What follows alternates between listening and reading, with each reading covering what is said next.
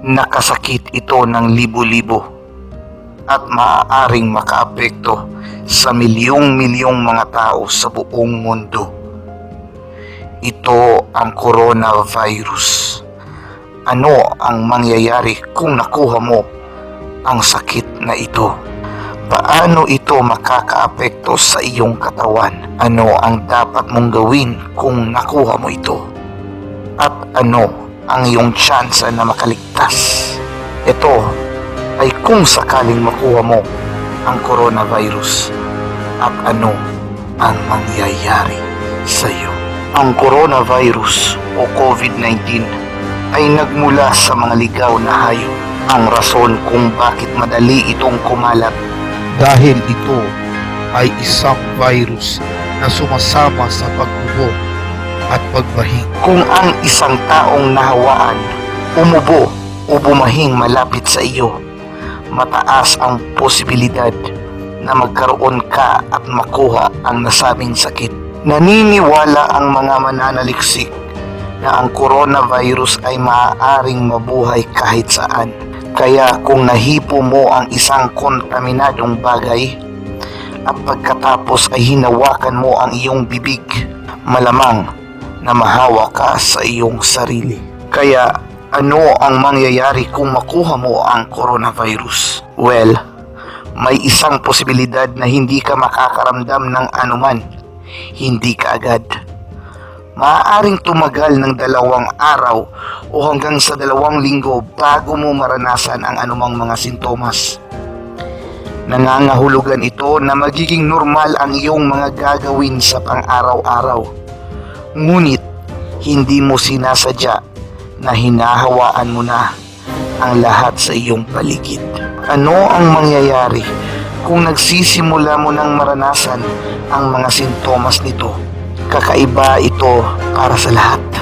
Ang iyong temperatura ng katawan ay unang tataas habang sinusubukan nitong labanan ang virus. Nangangahulugan ito na ikaw ay may lagnat na nagdudulot sa iyo ng panginginig at pawis. Ang mga sintomas na ito ay maaaring tumagal ng ilang araw. Sa puntong ito, dapat kang manatili sa bahay at lumayo sa ibang tao. Sana ay meron kang ilang mga pagkain na nakastock up sa bahay. Kahit na ang magkasakit ay hindi kaaya-aya, maaari mong gamitin ang panahong ito upang magpalipas ng oras at panoorin ang lahat ng iyong mga palabas sa Netflix. O siguro, kahit ilang ML with Sir Ash videos ay pwede rin. Kapag hindi mo ginawa ito, marahil ay natutulog ka dahil ang iyong katawan ay gumagana ng husto hanggat maaari. Sinusubukang pagalingin. Maaari mong isipin na nasa pagaling ka na sa puntong ito. Ngunit ito ay maaaring magtakda ng panibagong sakit, ang pulmonya. Kung mangyayari ito, mahihirapan kang huminga at mas maraming mucus sa iyong baga at butas ng ilong na hahantong sa higit pang pag-ubo. Ang iksi sa paghinga at sakit sa dibdib ay magpapatuloy na lalala. Mayroon ding pagkakataon na magkakaroon ka ng pagsusuka at higit sa lahat makararamdam ka ng hindi kapani-paniwalang panghihina at pagod. Ang iyong baga ay magpapatuloy din sa paglala. Ang ilang pasyente na may coronavirus ay nakaranas din ng permanenteng pinsala sa baga at pagkapilat. Ngunit marami pa tayong hindi alam tungkol sa coronavirus. Maaaring ang iba pang mga organ sa katawan ay maaapektuhan. May ilang mga pasyente ay nagpakita ng mga palatandaan ng mga problema sa atay. Kaya kung nakaranas ka ng anuman sa mga palatandaang ito, maigi ay pumunta na sa ospital. Puntong ito, ikaw ay malalagay sa isang lugar na naka-quarantine upang hindi ka makahawa ng iba.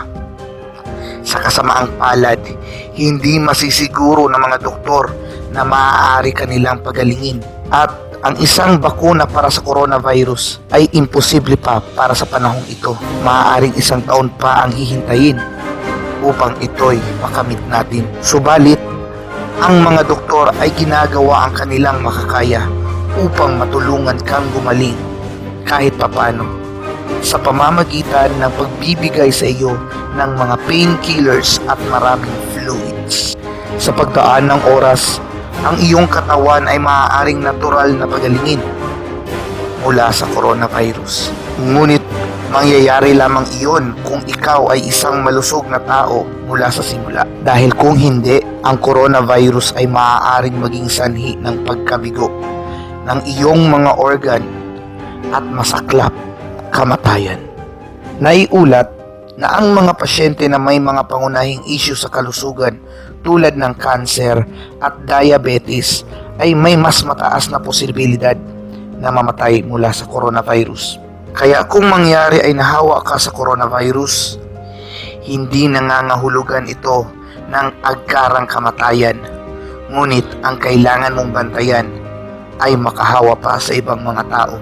Kasama dito ang mga matatanda at mga taong may mga problema sa kalusugan. Ngunit ang karamihan sa mga tao ay magkakasakit at makaliligtas ng walang malubhang pinsala. Kaya ang tanong ngayon, paano mo maiiwasan ang isang bagay na tulad nito?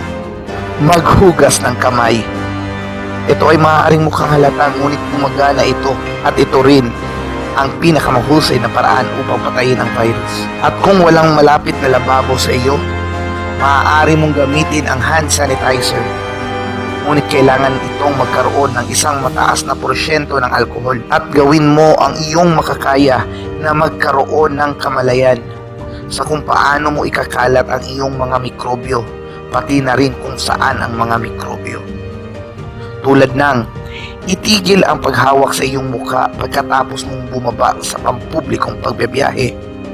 Pakiusap lang. Ngayon, maiiwasan mong makuha ang coronavirus. Ngunit, ano kaya ang mangyayari kung ang buong mundo ang makakuha nito? At maging isang pandaigdigang pandemya ang maganap. Sa puntong ito, iiwan ko ang kwento sa inyo. Maraming salamat at mag-iingat tayong lahat.